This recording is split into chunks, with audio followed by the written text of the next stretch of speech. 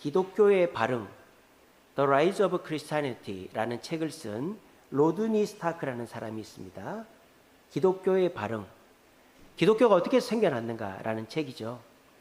이 책에 보면 그 AD 313년에 그 로마의 콘스탄틴 황제가 기독교를 공인했기 때문에 기독교가 생겨난 것이 아니다라고 얘기합니다. 우리는 보통 콘스탄틴 황제가 기독교를 로마의 공식 종교로 만들었다 이렇게 생각하는데 그렇지 않아요. 콘스탄틴 황제는 종교의 자유를 선포한 황제입니다. 앞으로 기독교인들 박해하지 마라. 기독교인들도 하나님 예수님 믿고자 하면 그대로 내버려둬라. 이게 콘스탄티누스 황제의 밀라노 칙령이거든요. 그래서 종교의 자유를 공포해 준 것이지 그 콘스탄틴 황제라는 그 황제의 그 권력으로 기독교가 생겨난 것은 아닙니다. 그래서 이 책에서는 기독교의 발흥, The Rise of Christianity가 어떻게 해서 만들어졌느냐 하는 걸 세 가지로 정리합니다. 첫째는 기독교는 서로 돌보는 상호 돌봄 때문에 기독교가 생겨났다라고 말해요. 자, 로마 시대에 전염병이 크게 두 번 돕니다. 첫 번째는 천연두가 돌고 두 번째는 홍역이 돌았어요. 천연두와 홍역. 저희 어머니가 그 얼굴이 우둘두둘한 그 홍역입니까? 천연두입니까? 그 얼굴이 곰보가 되는 거. 예, 저희 어머니가 천연두에 걸렸었어요. 어렸을 때. 그래서 얼굴이 곰보예요, 곰보. 저희 어머니가. 그런 것처럼 로마 시대 때 천연두와 홍역이 있었어요. 그러니까 이제 다른 뭐 그리스 신이나 로마 신이나 다른 신을 믿는 사람들은 천연두와 홍역은 신의 저주다, 재앙이다 이렇게 한 거예요. 그래서 사람들이 막 천연두 걸린 사람, 홍역 걸린 사람은 막 쳐다도 안 보고 막 죽이고 격리시키고 막 이렇게 한 거예요. 근데 기독교인들은 그렇게 안 하더라는 겁니다. 기독교인들은 오히려 천연두 걸리고 홍역 걸린 사람들을 간호해줬다라는 거예요. 그래서 기독교인이 아닌 타 종교 사람들은 거의 다 죽었는데 기독교인들은 천연두와 홍역에 걸린 사람이 3분의 2가 살아났다라는 거예요. 그래서 기독교가 인구가 늘고 그거를 본 주변 사람들이 나도 예수님 믿을래요 하고 기독교인이 늘었다라는 거예요. 그래서 기독교는 단순히 콘스탄틴 황제가 이렇게 기독교를 공인해 주었기 때문에 기독교가 이제 시작된 것이 아니라 서로 돌보는 이런 열심 있는 행동이 있었기 때문에 기독교가 시작됐고 부흥했다라는 거예요. 또 기독교의 발흥이라는 책에 보면 기독교가 어떻게 시작했느냐, 두 번째 이유는요, 영아 살해와 낙태를 금지시켰기 때문입니다. 옛날에는요, 여자애가 태어나면 죽여버렸어요. 왜? 남자가 일도 하고 전쟁도 하고 쓸모가 있으니까. 그래서 빈번하게 영아 살해 애가 태어나면 죽여버렸어요. 그리고 원치 않은 임신, 막 이렇게 뭐 불륜지간에 또는 뭐 결혼하기 전에 임신하면 낙태를 시켜버리는 게 흔했습니다. 옛날에도, 그 로마 시대 때도. 그런데 기독교는 그런 걸 안 하더라는 거예요. 기독교는 여자아이든 남자아이든 다 귀하게 여기는 거예요. 그래서 이 여자아이들을 살려놓으니까 세상에 다른 로마 사람들은 여자가 귀한데 기독교에는 여자가 많은 거예요. 그리고 기독교에 있는 여자들은 순결한 거예요. 왜? 그 결혼하기 전에는 성관계를 하지 않으니까. 그러니까 이 로마에 있는 귀족들이 기독교 여자들을 잡아가듯이 잡아가가지고 결혼을 해서 본처를 삼는 거예요. 그러니까 로마의 귀족층이 기독교화 되면서 로마가 이미 콘스탄티누스 황제 이전부터 기독교가 이미 자리를 잡았다라는 거예요. 그래서 기독교는 여자아이도 귀하게 여기고 낙태를 금지시켰기 때문에 여자아이들이 여성의 숫자가 많았고 로마의 귀족들이 이 여자와 기독교 여자와 결혼해서 그 기독교 여자는 아이를 기독교식으로 키워가지고 귀족층이 기독교화되었다. 그게 두 번째 이유입니다. 세 번째 기독교의 시작은 여성의 지위와 가정을 중시했기 때문이에요. 자, 이 당시만 해도 여자와 노인은, 어린이는 사람 수에도 들어가지 않았어요. 근데 기독교인들은요, 여성의 지위를 향상했습니다. 그 대표적인 예가 뭡니까? 기독교는 일부 뭐예요? 일처죠, 그죠? 기독교는 일부 일처입니다. 근데 우리나라도 조선시대 때까지만 해도 처첩제가 뭐 만연했었잖아요. 다 처불 두고 뭐 남자는 처불도 되고 여자는 일부 종사해야 되고 그런 시대 아니었습니까? 그러니까 조선시대도 그랬는데 로마 때는 더 했죠. 축첩이 어마어마했단 말이에요, 남자가. 근데 기독교인들은 한 여자와만 평생을 같이 사는 축첩을 하지 않았단 말이에요. 여성의 지위가 향상된 것이죠. 그리고 기독교인들은 가정을 중시했습니다. 가정을. 그래서 기독교인은 이혼을 극도로 꺼리는 것이죠. 이혼할 수 있죠. 여자가 예수를 안 믿어서 신앙 때문에 이혼을 할 수는 있어도 다른 이유 때문에는 이혼을 안 하는 거예요. 그리고 여자들이 남편을 존경하는 거예요. 남편은 아내를 높여주고 아내도 남편을 존경하니까 가정이 살아나니까 그 다음 때에 가서는 배가 되는 것이죠. 승법으로 배가 되는 것이죠. 이렇게 가정이 살아있는 기독교 공동체가 늘어가니까 당연히 기독교가 늘어갔다라는 거예요. 그래서 기독교의 발흥이라는 이 로드니 스타크의 책에 보면 콘스탄티누스 황제가 그냥 기독교를 우리나라 종교의 자유가 있어 이렇게 해서 기독교가 로마의 국교가 된 게 아니고 기독교인들이 이미 열심히 행동했다는 거예요. 어떤 행동을 했다? 전염병이 돌 때 서로 돌봐줬다.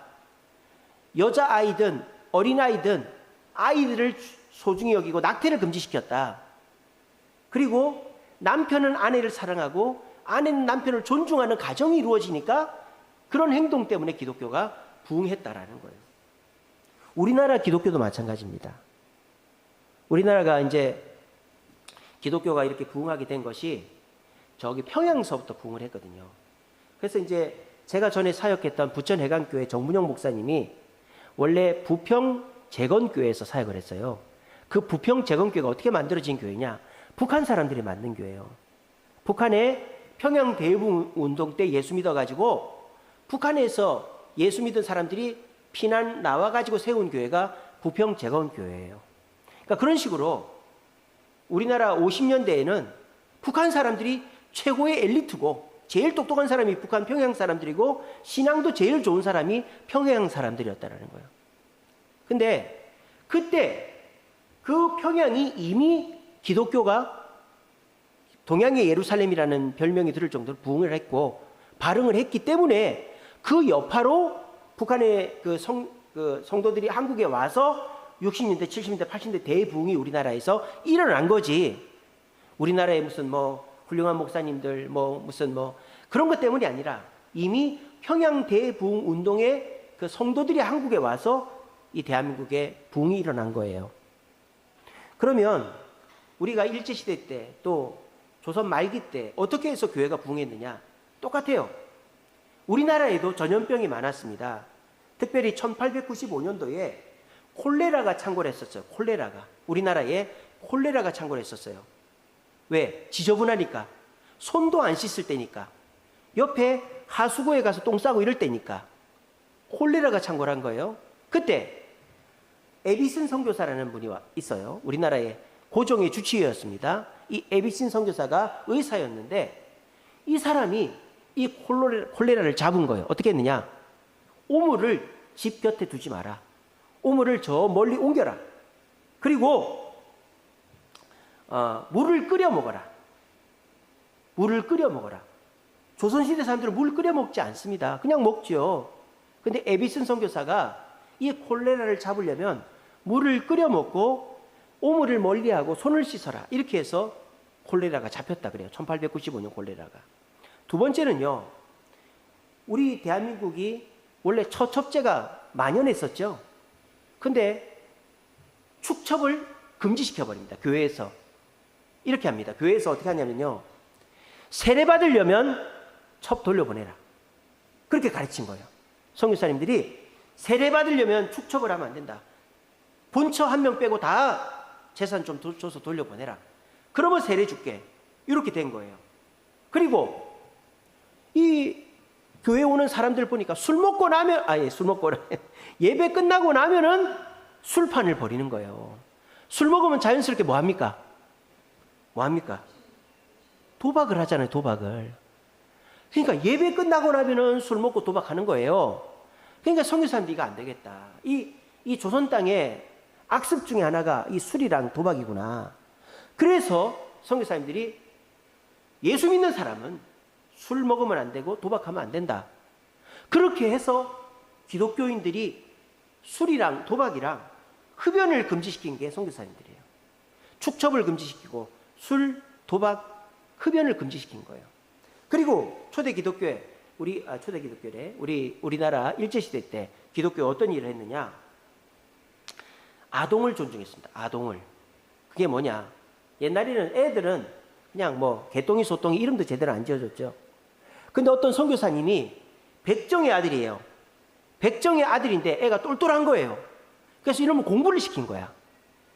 그 친구의 이름이 박서양입니다. 이 박서양이 우리나라 1호 의사입니다. 서양 의사 1호가 박서양이에요. 세브란스 병원에서 근무했습니다. 그러니까 이 선교사님들이 아이들 중에서 똘똘한 애들을 키워가지고 그렇게 의사도 만들고 교사도 만들고 교수도 만들고 학자도 만들고 이렇게 한 거예요. 그래서 초기 기독교는 아이들을 소중하게 여겼습니다. 또 초기 기독교는 가정을 중요하게 여겼죠. 그래서 아까 말한 것처럼 축첩을 금지하고 도박, 음주, 흡연을 금지시켰어요. 그러니까 기독교는 뭐 법적으로 또는 뭐 누구 돈 많은 부자가 교회 오면 돈 줄게 또는 뭐 누가 뭐 권력 있는 사람이 일본의 그 오다 노부나가가 우리 현에 있는 사람은 다 예수 믿어야 된다. 그래서 오다 노부나가 깃발이 십자가잖아요. 그래서 그 일본에서 그 오다 노부나가가 예수를 믿으니까 그 부족 사람들 다 예수를 믿게 만든 거예요. 근데 오다 노부나가 죽으니까 다 그냥 배교해버리고 지금 기독교 1%도 안 되는 거예요, 일본에서는. 왜 그래요? 뭐 권력이나 사람 때문에 예수를 믿으면 그 믿음은 오래 못 가는 거예요. 그럼 진짜 믿음은 뭐냐? 내 스스로 우러나서 행동을 하면 그 믿음은 오래 간다라는 거예요. 오래 가는 것뿐만 아니라 그 믿음은 남을 능가한다는 거예요. 저는요, 우리나라 기독교인들 보면 참 신기합니다. 믿음들이 너무너무 좋아요. 우리 교회도 보면요, 저보다 믿음 좋은 분들이 너무 많습니다. 그래서 저는 가끔 그런 생각하거든요. 야, 어떻게 사람들이 눈에 보이지 않는 예수, 증명되지 않는 성경을 믿고 가보지도 않은 천국과 지옥을 믿고 저렇게 목숨까지 내어 걸고, 아니 자기가 쓰고 먹을 돈도 없는데 어떻게 교회다 헌금하고 저렇게 하냐, 그게 신기할 때가 있어요. 근데 많은 그리스도인들, 우리 교회 권사님들, 우리 장로님들, 우리 집사님들도 보면은 정말 나보다도 주님의 뜻을 위해서, 나는 기분이 나쁘고 나는 화가 나지만 주님을 위해서 참고, 내가 쓸 것도 없지만 주님 위해 헌금하고, 내가 몸이 아파 죽겠지만 예배 나오고 봉사하고 이렇게 하는 이유들이 진짜 주님을 경험했기 때문이다라는 거예요. 그래서 정말 우리나라 믿음은 진짜 믿음이다. 우리나라 기독교인들은 살아있는 기독교인이다. 왜? 여러분 저기 중동 지역에 가면요, 집단적으로 개종하는 사람들이 있어요. 어떻게 하느냐? 아버지가 예수 믿으면 그 동네의 대표가 예수 믿으면 다 예수 믿는 거예요. 지금 저기 그 남태평양 그런 데 가면은 사모아 이런 섬에 보면 추장이 예수를 믿으면 다 예수를 믿는 거예요. 자, 그러면 그 사람들 신앙이 온전하느냐? 온전하지 않은 거예요. 마치 지금 이슬람 교도들 같죠. 이슬람은 어떻습니까? 그냥 국가가 이슬람 국가니까 그냥 그대로 하는 것 뿐이죠. 엉망진창이에요, 이슬람 교도들이. 진실한 이슬람 교도들이 얼마 없어요. 근데 우리 기독교는 어떻습니까? 힘들고 어려워도 누가 권력으로 이끌어주지 않아도 자기 스스로 예수를 믿으니까 누가 죽인다 그래도 예수를 부인하지 않는 그런 이 믿음의 1등 국가가 이 대한민국이 된 거예요. 자, 그러면 어떻게 행동하는 믿음을 갖게 되는가? 어떻게 남들은 가만히 있는데, 남들은 눈치만 보고 있는데 어떻게 내 시간과 물질을 내어놓고 목숨까지라도 내어놓고 주님 앞에 헌신하는 기독교인들이 우리나라에 이렇게 많은가? 그게 뭐 때문이다? 은혜 때문이다 라는 거예요. 은혜 때문이다. 10절 보세요. 우리는 그가 만드신 바라 그리스도 예수 안에서 선한 일을 위하여 지으심을 받았다 라고 되어 있어요. 우리는 예수 믿게 된 것이 은혜로 믿었어요. 8절에 보면 그 은혜로 인하여 믿음으로 구원을 받았다 그랬죠. 우리가 예수를 믿어서 새 사람으로 지음받은 이유는 뭐다? 선한 일을 행하게 하기 위해서 지음받았다라는 거예요. 아시겠죠?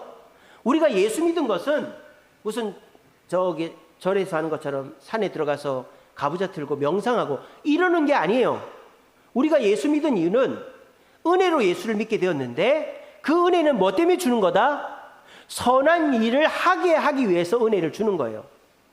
영업을 뛰면 기본급을 줍니다. 그죠? 한 100만 원, 150만 원 기본급을 줘요. 근데 기본급을 왜 줍니까? 그것만 받고 살으라고 주는 게 아니죠. 그 돈 갖고 영업을 해서 실적을 얻으면 더 많은 돈을 주겠다라는 거죠. 근데 영업을 못하는 사람은 그 150만 원만 받고 그냥 손가락만 빨고 있는 거예요. 여러분, 하나님이 우리에게 은혜를 주시는데요, 그 은혜가 기본급과 같은 150만 원이다 생각하시면 돼요. 그러면 그 은혜를 받고 그것만 갖고 신앙생활 하면요, 여러분들은 교회 나오는 의미가 없는 거예요. 교회 와도 재미가 없는 거예요. 뭐 세상에서 있는 것보다 더 못하는 은혜를 받으니까.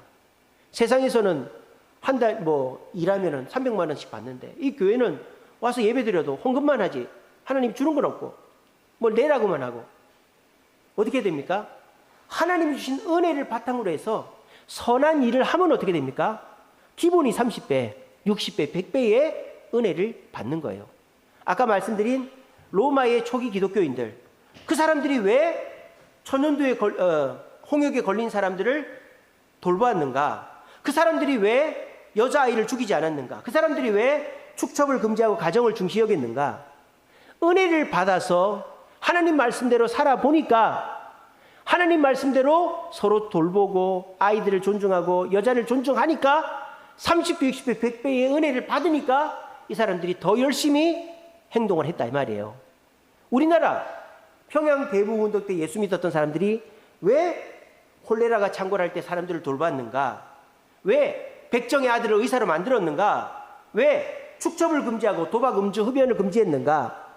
하나님의 은혜를 받아서 선한 일을 하니까 하나님이 더 큰 은혜를 주시는 것을 체험했기 때문이다 라는 것이죠. 오늘 이 자리에 계신 분들 중에서도 그냥 예수 믿고 가만히 있으니까 내가 은혜가 넘치고 내가 신앙이 성장한 분은 아무도 없습니다. 그죠? 여기 있는 분들도 교회를 처음 나올 때 주님이 기본급과 같이 주는 은혜가 있죠. 막 기쁘고 사람들이 잘해주는 게 좋고 기도했던 게 응답되고 이게 기본급이란 말이에요. 근데 그거를 받아서 그것만 생각하고 신앙생활하면 신앙생활이 재미가 없어요. 근데 그 은혜를 생각하면서 하나님은 살아계시고 하나님 뜻대로 살면 하나님이 복을 주시는구나 하는 것을 깨닫고 힘들어도 어려워도 신앙을 지키고 믿음을 지키고 주님 말씀대로 선한 일을 하다 보면 30배, 60배, 100배의 응답과 축복을 받는단 말이에요. 암병도 낫고 사업도 잘 되고 자식도 잘 되고 이런 일들을 딱 경험하라고 하면 어떻게 됩니까? 내가 더 주님 앞에 충성해서 더 큰 은혜를 받아야지. 이런 욕심이 생기는 거예요. 그렇게 해서 신앙생활 하는 사람이 우리 대한민국에는 많다라는 거예요. 근데 저 유럽이나 남미나 다른 나라에는 그냥 우리 부모가 예수를 믿었으니까 또 뭐 우리 집안이 또는 우리 도시가 예수 믿는 도시니까 나도 교회는 나가지. 이렇게 되면은 그 사람은 신앙생활에 아무 재미가 없다라는 것입니다. 여러분 기억하십시오. 은혜는 선행 때문에 얻는 것이 아니라 우리가 선행을 할 수 있도록 주는 힘이 은혜입니다. 여러분들이 열심히 선행을 하면 하나님이 은혜를 주죠. 근데 그건 기본급이다 이 말이에요. 근데 여러분들이 더 큰 은혜를 받으려면 어떻게 된다? 주신 은혜로 적극적으로 행동을 해야만 더 큰 은혜를 받는 거예요. 은혜를 받은 사람은 가만히 있지 않습니다. 은혜를 통해서 응답을 받은 사람은 더욱더 적극적으로 행동합니다. 그렇게 되면 어떻게 될까요? 그 사람이 속한 가정과 교회와 사회는 부흥하는 거예요. 이게 바로 부흥의 원동력이다. 그러므로 부흥의 원동력은 다른 게 아니라 바로 은혜다라는 거예요. 하나님의 은혜가 우리 가정을, 우리 교회를, 우리 사회를 부흥시키는 원동력이다라는 거예요. 여러분들은 어떤 은혜, 왜 은혜를 받으려고 하십니까? 내 필요를 채우는 은혜. 그렇게 해서 내가 좀 더 편안하고 내 문제가 해결되는 은혜를 기도하고 있지 않습니까? 물론 하나님이 그런 은혜를 주십니다. 그러면 그 다음이 중요한 것이죠. 하나님이 내 문제를 해결해 주시고 또 내 개인적인 필요를 채우시는 은혜를 받았으면 그 다음 어떻게 됩니까? 그 은혜를 가지고 선한 일을 해야죠.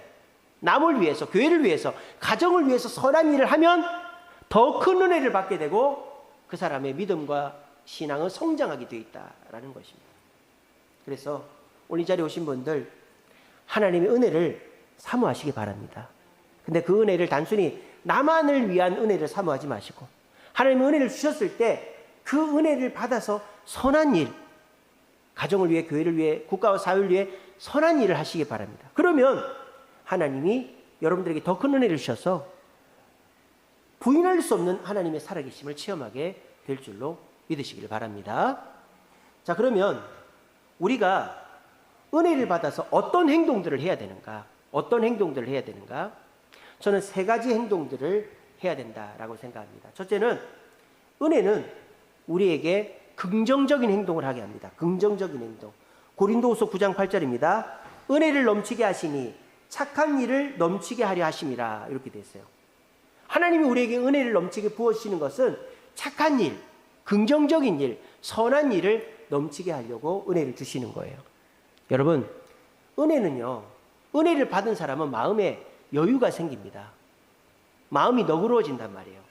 그래서 은혜를 받은 사람은 남한테 너그럽게 됩니다. 그런데 남한테 막 싫은 소리 하고 이기적이고 이런 사람은 은혜가 메말랐기 때문이에요. 내가 하나님의 은혜를 받아본 사람은 넉넉하다는 마음이 있기 때문에 자발적으로 남을 돕고자 하는 긍정적인 마음이 생기는 겁니다. 그러니까 여러분들이 지금 물질적으로 어렵고 환경적으로 어렵고 개인적으로 문제가 많아서 행동을 교회 와서 봉사하고 남을 섬기고 이렇게 긍정적인 행동을 못하는 게 아닙니다. 여러분들보다 더 가난하고 여러분들보다 더 나이 많고 여러분들보다 더 몸이 아픈 사람도 남을 위해서 선한 행동을 하는 사람이 많습니다. 무엇의 문제입니까? 은혜의 문제다라는 거예요. 내가 주일날 말씀 듣고 기도하고 주님 뜻대로 순종해서 하나님의 은혜를 받은 사람은 마음이 여유로워지고 넉넉해져서 남들은 하지 않아도 남들을 위해서 봉사하고 헌신하는 행동을 하게 돼 있다는 거예요. 이게 은혜 받은 자는 마음이 여유로워져서 긍정적인 행동을 한다는 거예요. 두 번째는 뭐냐? 은혜 받은 사람은 적극적이게 된다. 적극적인 행동을 한다는 거예요. 고린도전서 15장 10절입니다. 나의 나된 것은 하나님의 은혜로 된 것이니 모든 사도들보다 더 많이 수고한다. 이렇게 돼 있어요. 바울이 자기를 얘기하는 겁니다. 바울은요, 맨 마지막에 사도가 됐죠. 예수님을 만나서. 그러니까 바울은 자기가 맨 마지막 사도이기 때문에 항상 겸손하려고 했습니다. 근데 이 바울이 다른 사도들에 비해서 더 열심히 봉사하고 사역을, 성과를 나타낸 이유는 자기가 하나님의 은혜를 넘치도록 받았다라고 생각하기 때문입니다. 바울은 하나님께 어떤 은혜를 받았을까요? 여러분 잘 기억하세요. 바울의 마음에는 부채의식이 있었어요. 부채의식. 부채의식이 뭡니까? 빚진 마음이 있었단 말이에요. 바울은 하나님께 빚진 마음이 있었어요. 예수님께. 어떤 빚진 마음? 내가 예수 믿는 사람들을 잡고 예수 믿는 사람들을 죽이고 특별히 스데반을 죽이는 데에 앞장을 섰다라는 그 부끄러움이 있었던 거예요. 근데 그 부끄러움 때문에 술 먹고 나쁜 짓 하고 엇나간 게 아니라 그거를 능동적으로 그걸 에너지화시킨 거예요. 그래서 내가 주님을 위해서 열심히 하지 못했고 오히려 예수 믿는 사람을 박해했으니 너무 부끄럽구나. 너무 내가 참 빚이 많다. 이렇게 생각하면서 내가 그 빚을 갚기 위해서는 더 열심히 해야지. 부채의식으로 열정을 내니까 더 적극적으로 행동하게 되었다라는 거예요. 또 그런 사람이 누굽니까? 예수님의 동생 야고보죠. 예수님의 동생 야고보가 어떤 사람입니까? 예수님 살아계실 때에는 형님 메시아라며요. 지금 명절인데 예루살렘에 가서 형님이 메시아인 걸 나타내시죠. 비꼬았던 사람이 예수님의 동생 야고보예요. 근데 예수님이 십자가에 달려서 아무도 욕을 하지 않고 죽으셨는데 부활 승천하신 걸 보면서 야고보가 부채의식을 갖게 된 거예요. 야, 내가 진짜 메시아를, 하나님의 아들을 내가 조롱했고, 근데도 예수님이 나를 저주하지 않고 포기하지 않고 나를 살려두셨구나. 그래서 야고보가 뭘 강조합니까? 행동을 강조하잖아요. 행함이 없는 믿음은 죽은 믿음이라 그러잖아요. 행동을 강조하는 사람은, 다른 사람보다 더 열심히 하는 사람은 내가 빚진 자다, 복음 앞에, 예수 앞에 빚진 자다, 이런 마음이 있는 사람은 절대 가만히 앉아있지 않습니다. 그래서 우리가 주님이 내게 주신 은혜가 있는데도 불구하고 내가 그 은혜를 내 마음대로 써버리고 내가 그 은혜에 감사하지도 못한 부채의식이 있는 사람은 주님 앞에 적극적으로 행동하게 됩니다. 세 번째로 은혜 받은 사람은 어떻게 행동하느냐? 성숙한 행동을 합니다. 그냥 무식하게 열심히 하고 무식하게 무장 행동하는 게 아니라 성숙하게 행동한다라는 거예요. 디도서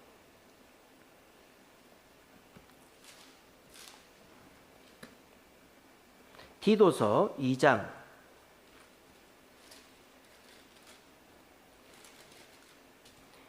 11절 12절에 이런 말씀이 있습니다. 모든 사람에게 구원을 주시는 하나님의 은혜가 나타나 우리를 양육하시되 경건치 않은 것과 세상 정욕을 다 버리고 신중함과 의로움과 경건함으로 이 세상에서 살고, 이런 말씀이 있어요. 그러니까 주님의 은혜를 받은 것을 깨닫고 감사하는 자는 어떻게 산다? 신중하고 경건하고 의롭게 산단 말이에요. 말 하나를 해도, 행동 하나를 해도 남을 배려하는 신중함이 있고, 또 내가 행동하고 결정할 때 하나님을 생각하는 경건함이 있고, 그리고 의롭게 살려고 하는 의로움이 있는 자, 그렇게 행동하는 자가 은혜 받은 자다라는 거예요. 여러분, 은혜 받은 사람은 또 어떤 그 마음이 있느냐? 예수님을 닮고 싶은 마음이 있습니다. 여러분도 그렇지 않습니까? 누구를 좋아해요, 누구를 존경해요. 그럼 어떤 마음이 있죠? 저 사람은 어떻게 할까 궁금해집니다. 궁금한 거를 알다 보면, 아, 저 사람은 저래서 저렇게 훌륭하구나. 그럼 어떤 마음이 듭니까? 나도 저렇게 해볼까? 닮고 싶은 마음이 생기는 것이죠. 우리가 예수님의 은혜를 받으면 어떻게 됩니까? 나도 예수님처럼 살고 싶다. 근데 예수님은 말을 함부로 하는 분이 아니거든요. 가늠한 여인이 잡혀왔는데도 땅에 글자를 쓰고 신중한 분이거든요. 또 예수님은 경건한 분이거든요. 함부로 행동하고 함부로 하지 않으셨거든요. 예수님 의로운 분이, 흠 하나 잡을 분이 없는 분이거든요. 그걸 보면서 나도 예수님처럼 신중하고 경건하고 의로운 성숙한 행동을 해야 되겠다, 이렇게 되는 거예요. 그래서 우리가 예수님을 만나고 예수님을 믿고 예수님의 은혜를 받게 되면 가만히 있을 수가 없게 됩니다. 뭐라도 하고 싶어집니다. 그럴 때 어떻게 됩니까? 첫째는 마음이, 은혜를 받은 자는 마음이 넉넉해져서 몸이 아프고 물질적으로 어려움이 있고 나이가 많아도 남을 베풀고 싶은 마음이 생깁니다.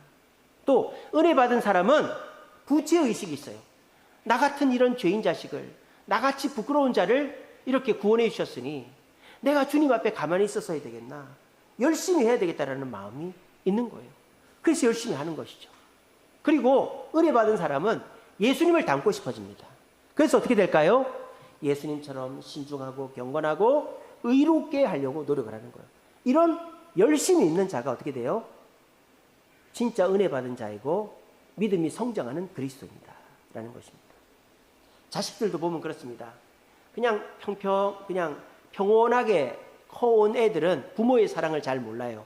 근데 부모 속썩이고 애먹이고 나쁜 짓 많이 한 자녀들은 어떻게 됩니까? 더 효도합니다. 우리 집에도 다니보다 우리 한결이가 더 잘합니다. 여기 없으니까 하는 얘기입니다. 우리 한결이가 더 잘해요. 저희가 이제 예를 들자면 교회에 무슨 제가 휴가 갔을 때 이 제습기 물을 비워야 된다. 그러면 우리 다니한테 전화 안 합니다. 걔는 예 해놓고 안 하거든요. 근데 우리 한결이는 바로 와서 합니다. 그리고 저한테 전화합니다. 했어요. 이렇게 합니다. 또 이제 저희 그 빌라에는 엘리베이터가 없기 때문에 무거운 짐이 있으면 그걸 들고 올라가야 되니까 이제 누가 한 명 내려와야 된단 말이에요. 저는 주차하러 가야 되니까. 우리 큰애한테 전화합니다. 일단 전화부터 안 받습니다. 어렵게 전화를 받으면 예 해놓고 10분 후에 내려옵니다. 올라가면은 옷 갈아입고 있습니다. 근데 우리 한결이는 전화하면은 바로 내려와 있습니다. 그래서 참 부모한테 잘해요. 근데 한결이가 왜 부모한테 잘하느냐? 속을 많이 썩였거든요. 여러분들한테 말 못할 속 썩은 일이 많아요. 이놈은 지가 하고 싶은 일은 해야 돼. 해야 직성이 풀리는 애예요. 그러니까 우리가 하지 말라고 그래도 나쁜 짓 많이 하고 돌아다니고요. 싸움도 많이 하고요. 그래서 그 학교에서 문제도 많이 일으키고 그랬었습니다. 여러분들 모르시겠지만. 근데 이놈이 고등학교 한 2학년 되니까 정신을 차리고 지금 그래도 이렇게 착하게 된 거예요. 여러분들도 그렇지 않습니까? 그 부모한테 잘 못한 자식은요, 항상 마음이 죄스럽죠. 내가 엄마 아빠 살아계실 때 잘 못했는데. 그런 마음 때문에 하나라도 더 잘하려고 하는 마음들이 있지 않습니까? 이것이 뭐예요? 은혜 받은 사람은 가만히 있을 수가 없다라는 거예요. 행동할 수밖에 없다라는 거예요. 여러분, 제가 왜 목사가 된 줄 아세요? 제가 유치원 때부터 교회를 나갔어요. 유치원 때부터 교회를 나가고, 교회에서 뭐 상이란 상은 다 받고, 선물이란 선물은 다 받고, 교회에서 뭐 좋은 거란 좋은 건 제가 다 받았어요. 근데 예수를 안 믿은 거예요, 제가. 고등학교 2학년 때까지. 예수를 안 믿고, 교회에서 사랑은 많이 받고, 좋은 거는 많이 받으면서도 예배 시간에 졸고 있고, 예수는 안 믿고, 그렇게 고등학교 2학년 때까지 거의 10년 넘게 신앙생활을 한 거예요. 근데 제가 고등학교 2학년 여름 수양회 때 마지막 말씀을 듣고 기도를 하는데 막 눈물이 쏟아지는 거예요. 왜냐? 예수님이 내 옆에 계신 게 느껴지는 거예요. 근데 예수님이 저한테 뭐 야단을 치거나 뭐 부르거나 이런 거 없이 가만히 서 계시는 거예요. 근데 저는 내 옆에 계신 예수님을 지금까지 모른 척 했고 내 마음대로 한 거예요. 내가 하고 싶은 대로 살았던 거예요. 그게 너무 미안했던 거예요. 그래서 새벽 5시, 6시까지 그냥 계속 울었습니다. 하나님 잘못했습니다. 하나님 잘못했습니다.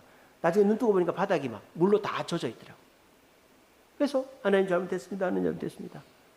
너무 죄송스러운 거예요. 내가 유치원 때부터 교회를 나왔으니까 아니 창세전부터 예수님 나와 함께 하셨을 거 아니에요.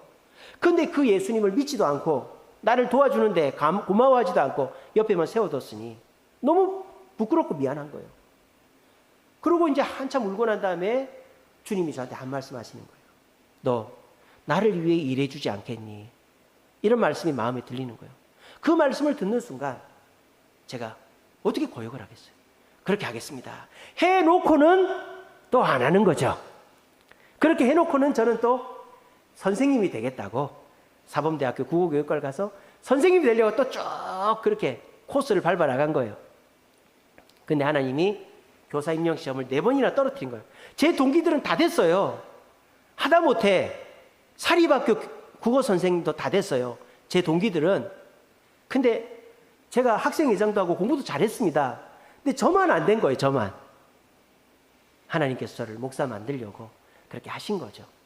그렇게 해서 저는 제 과거를 돌아보면 유치원 때부터 아니 창세전부터 나와 함께 하신 주님을 외면했고 내가 고등학교 2학년 때 주님 위해 살겠다고 다짐해놓고 또 내 멋대로 했지만 주님이 나를 외면치 않으시는 그 마음, 그래서 그 부채의식 속에서 내가 주님 앞에 더 열심히 해야 되겠다는 마음을 가지니까 주님이 그때서 은혜를 폭포수같이 부으시는데 하는 일이 다 잘. 신대원도 제가 영어가 안 돼가지고 떨어질 뻔했어요. 성경도 반타작하고. 근데 한 번만에, 그때는 신대원 재수할 때입니다. 고려신학대학원이. 한 번만에 붙었죠. 또 제가 이제 신대원 합격했으니까 사역을 해야 되는데 사역할 데가 없는 거예요. 근데 부천해강교회 원서를 넣었더니 목사님이 저를 써주는 거예요. 신학대 출신도 아닌데 저를 써주는 거예요. 그리고 제가 이제 신대원을 가면 결혼을 해야 되는데 아니 시골에 그 늑수그레한 총각이 결혼할 사람이 없는 거예요. 선을 5번을 봤는데 다 퇴짜를 맞은 거예요. 제가 하다못해 제 고향 친구가 지 여동생을 소개를 해줬어요. 부천에 있는데 제가 버스를 타고 진해까지 가가지고 선을 봤는데 또 퇴짜를 맞은 거예요. 근데 제가 우리 부천해강교회 퀸카, 부천해강교회 제일 이쁜 강유미를 봤는데 저런 아가씨랑 사귀는 남자는 좋겠다. 근데 세상에 저 아가씨가 내 마누라가 된 거예요. 그러니까 이런 은혜를 제가 받은 것이죠. 그러니까 제가 어떻게 하겠습니까? 은혜를 받으니까 마음이 너그러워지고 여유로워지는 거죠. 더 열심히 사역을 하는 거죠. 더 열심히 사역을 하니까 하나님은 어떻게 하시겠어요? 어떻게 하시겠어요? 더 큰 은혜를 주시는 거죠. 그래서 해강교회에서 주일학교를 맡았는데 50명밖에 안 됐는데 150명이 되고, 또 교회에서 저를 입법해 주셔가지고 성지순례도 보내주고 유학도 보내주고 이런 큰 은혜를 받은 거예요. 그래서 그런 은혜를 받고 나니까 내가 주님 닮은 목사가 돼야 되겠다. 그래서 목사가 돼서 지금 이 자리에 와 있지 않습니까? 이게 뭐예요? 은혜 받은 자는 한 명도 가만히 있지 않는다. 근데 교회 나와서 은혜 받았다고 말하면서도 콧방귀만 끼고 남을 섬기는 자리에 가지 않고 자기밖에 모른다? 그 사람은 가짜 은혜를 받은 것이죠. 진짜 은혜를 받은 게 아니죠. 진짜 은혜를 받은 사람은 반드시 행동하게 돼 있다. 왜? 은혜를 받으면 마음이 너그러워지고 내가 이렇게 부끄러운데 은혜를 주시나 부채의식이 생기고, 그리고 예수님처럼 해야지, 예수님을 닮고 싶은 마음이 은혜 받은 자는 생기기 때문에 그 열정으로 행동하면 또 은혜를 주시고, 은혜 받아서 또 행동하면 또 은혜를 주심으로 그 사람은 목에 칼이 들어와도 예수를 부인하지 않는 사람들입니다. 우리 주세훈교회도 그런 장로님, 권사님, 지사님들이 많은 거예요. 제가 참 존경할 정도로 우리 교회도 개인적으로 주님의 은혜를 받고 부채의식을 가지고 예수님을 닮으려고 노력하는 분들이 많아요. 그러니까 그런 분들 때문에 이 대한민국은 소망이 있고 이제 희망이 있다라는 거예요. 근데 참 안타까운 것은 우리 자녀들이 그렇지를 못하다는 거예요. 우리는 어려운 시기를 버틸 때 하나님밖에 의지할 게 없었어요. 우리는. 그러니까 시골에서 올라와서 여기서 일하면서 하나님께 기도하고 그렇게 해서 은혜 받고 결혼하고 집 한 칸씩 늘려가고 자녀 낳고 그런 은혜를 받은 저와 여러분들은 하나님 앞에서 충성되고 신앙생활 잘하는데, 우리 자녀들은 그냥 부모의 그늘 밑에서 편하게만 자란 거예요. 교회도 부모님이 가라니까 어거지로 가는 거예요. 그러니까 은혜를 받아본 경험이 없으니까 우리 애들이 어떻게 되는 거예요? 하나님을 제대로 만나지를 못하고 행동하지 않는 거예요. 그러니까 여러분들이 자녀를 좀 내버려 둬야 될 필요가 있습니다. 너무 잘해주면 안 돼요. 고생도 좀 시켜보고 교회도 지가 좀 마음이 생겨서 나오게끔 하고 그렇게 해야지 막 애걸복걸하고 무조건 잘해주고 이러면 결국은 믿음이 제대로 생기지 않고 은혜를 받지 못해서 신앙이 자라지 않는다. 그래서 우리 이번 청년부 단합MT 때도 여러분 기도 많이 해주세요. 우리 이번에 참 처음으로 주세훈교회 개척 처음으로 청년부 수양회 때 외부 강사를 모시는 처음입니다. 우리 이제 그 이현대 목사님이 우리 장로님 조카 되시는 분하고 우리 이선아 전사님하고 이제 같이 신앙생활 할 때 목사님이었어요. 그래서 그 목사님이 찬양 인도하면 싱어도 하고, 그래서 그 목사님을 굉장히 잘 알고 존경하는 청년부 사역에서 아주 훌륭한 분인데 여기 자양동에 오늘의 교회 부목사로 지금 있습니다. 근데 이제 우리 주세훈교회 최초로 외부 강사를 모시게 된 거예요. 여러분 기도 많이 해주세요. 그분 청년부 중심입니다. 그래서 이현대 목사님 말씀을 듣고 우리 아이들의 마음이 변화가 생겨서 그래 믿음이 먼저지, 믿음으로 기도하면 은혜를 받고 그 은혜에 감사하는 마음으로 행동하면 더 큰 은혜를 받지, 이런 것들을 우리 아이들이 체험할 수 있게끔 기도해 주세요. 여러분 구원은 각자입니다. 내가 구원받는다고 우리 자식들도 천국 가는 거 아니에요. 지가 믿고 은혜를 받아야 천국 가서 상급도 있는 거예요. 그래서 여러분들부터도 은혜 받은 자는 행동하는 자다. 저를 따라합니다. 은혜 받은 자는 행동하는 자다. 은혜 받았다고 가만히 있는 게 아니에요. 행동해야 돼요. 근데 내가 은혜를 받았으니 마음이 너그러워지고, 은혜를 받았으니 주님 앞에 빚진 마음이 들고, 은혜를 받았으니 예수님을 닮고 싶어서 행동을 하다 보면 더 큰 은혜를 받고, 또 행동하면 더 큰 은혜를 받고, 그래서 믿음이 굳건해지는 게 이게 진짜 은혜 받은 자의 모습이다. 그런 모습을 여러분 자식들에게 보여주세요. 말로 하지 말고 은혜 받아서 집안이 지금 찢어지게 힘든데도 헌금하는 모습을 보여주세요. 엄마 미쳤어, 아빠 미쳤어. 그래도 야, 이 물질이 주인이 하나님인데 그럼 되겠니? 하세요. 또 아이들이 놀러 가자 뭐 하자 그래도 주일인데 그러면 안 되지. 보여주세요. 또 아이들이 막 욕하고 나쁜 짓 하고 그래도 하나님 보고 계신데 그러면 안 되지. 이렇게 보여주세요. 은혜 받은 자의 모범을 보여주세요. 그러면 아이들이 변화가 되고 그 아이들도 나도 우리 엄마 아빠처럼 은혜를 받아서 좀 어떻게 잘 돼 볼까 이런 마음을 갖게 될 것입니다. 우리 모두 은혜를 받아서 긍정적이고 진취적이고 성숙한 행동을 함으로 내 가정과 교회와 직장을 변화시키고 특별히 은혜를 경험하지 못해 신앙이 위태위태한 산소호흡기 꽂고 있는 우리 자녀들에게 진정한 은혜의 모범을 보여줘서 우리가 죽고 나도 신앙생활 계속 이어갈 수 있게 우리 자녀들을 바른 길로 인도할 수 있는 저와 여러분 되시기를 간절히 바랍니다.